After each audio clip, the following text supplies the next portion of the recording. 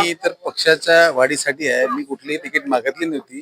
परंतु कुस्ती क्षेत्राच्या माध्यमातून संपूर्ण देशात या अमरावतीचं नाव कमावणारे प्राध्यापक संजय तिरतकर आणि प्रसिद्ध विधिज्ञ म्हणून ज्यांनी भारतीय जनता पार्टीची ज्यांची आई पहिली महापौर आहे आणि त्यांनी स्वतः आजपर्यंत भारतीय जनता पार्टीच्या प्रत्येक कार्यकर्त्यासाठी कोर्टात कुठलीही केस असो निशुल्क लढली आणि स्वतः संघाच्या माध्यमातून असो किंवा भारतीय जनता पार्टीच्या माध्यमातून असो आजपर्यंत ते कार्य करत आहे.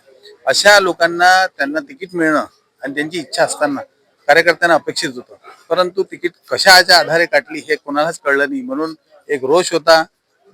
दोन्ही नेत्यांचं असं म्हणणं होतं की आम्ही पक्षाचेच आहे, पक्षाचंच कार्य करत, परंतु त्यांचा जी राग किंवा रोष किंवा जी काही मनमुटाव होता तो कमी करण्यासाठी आदरणीय पालकमंत्री साहेब यांनी अत्यंत चांगला स्टँड घेतला आणि ज्या व्यक्तीची कुठलीही चूक नाही म्हणजे आदरणीय पालकमंत्र्यांची कुठलीही चूक नसताना त्यांनी या दोन्ही कार्यकर्त्यांना मोठ्या मनानं माफी मागितली. वास्तविक पाहता हे माफी मागून त्यांनी या संपूर्ण महाराष्ट्राच्या जनतेमध्ये एक वेगळा आदर्श निर्माण केला.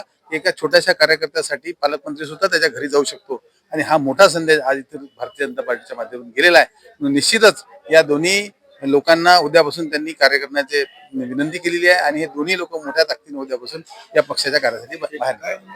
किती सीटा येणार नाही, आकडा सांगण्यासारखा मी ज्योतिषी नाही आहे. त्यामुळे कार्यकर्त्याची जी मेहनत आहे, आज भारतीय जनता पार्टीचं देशात आणि महाराष्ट्रात राज्य आहे.